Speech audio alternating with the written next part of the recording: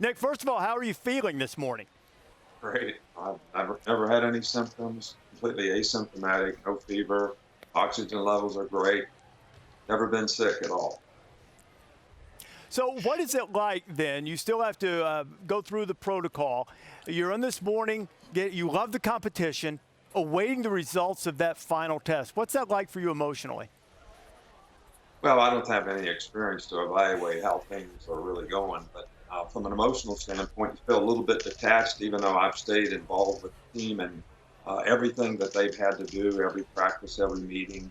Same thing with the staff. So even though I'm not there, the presence has been the same. Now it would be totally different if I can't coach the game tonight because of the rules that we have relative to games. You've been really diligent in promoting guidelines. You've done public service announcements. You've worn the mask. You've encouraged social distancing. When you found out that you had the one test that was positive, you immediately left the building. So you followed the guidelines as well as many or as anyone could have expected. What is it that makes you comfortable with the results of these tests, that it is the safe thing to do to come back and coach the team tonight if indeed your tests turn out negative? Well, we've tested our players every day for the last several months. And the fact that we've had 240 tests in the last 2 days that were all negative, not one positive. The fact that I actually tested negative Sunday, Monday, Tuesday, Wednesday popped, Thursday, Friday negative. So I have to trust in the doctors and the medical people who make these protocols safe for all of us. And our players have done a good job of practicing social distancing, and I think this experience has certainly made me have a lot of respect for what we should do, all of us should do relative to social distancing, wearing a mask, washing your hands, staying apart, and we're going to continue to do that in the future.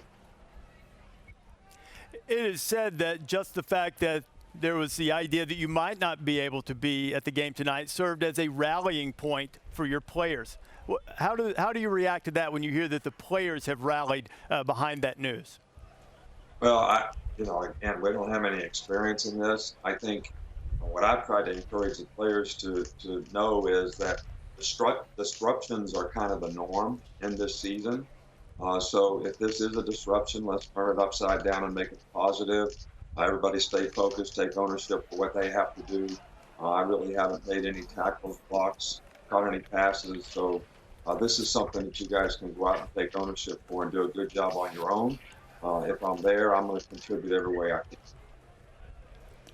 Let's talk a little ball now. How about that? What kind of adjustments, what kind of work have you guys done that you think will show some improvement defensively tonight?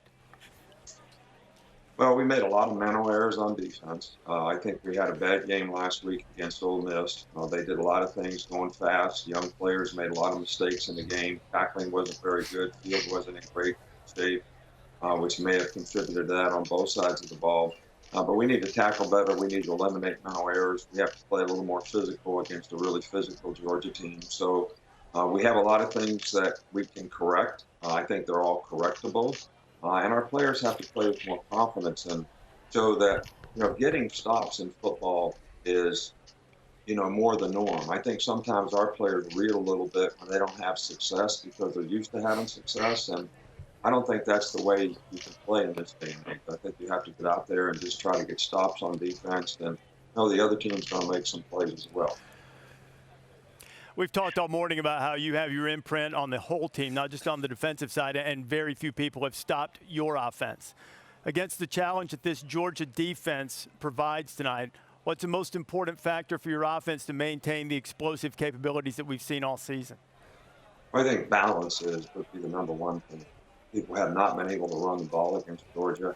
I think ability to run the ball effectively and efficiently is really important because you can't get behind in the down distance. They play a lot of players. They have a lot of speed on defense. When they start 7 people on third down, they've got a lot of different packages that can cause you lots of problems. So you want to try to stay out of those situations if you can, and the best way to do that is create balance in your offense, run and pass. So I think that's going to be a real key, that we control the line of scrimmage up front to some degree so we can have efficient runs and we can protect when we do want to pass and utilize the skill players we have in the passing game.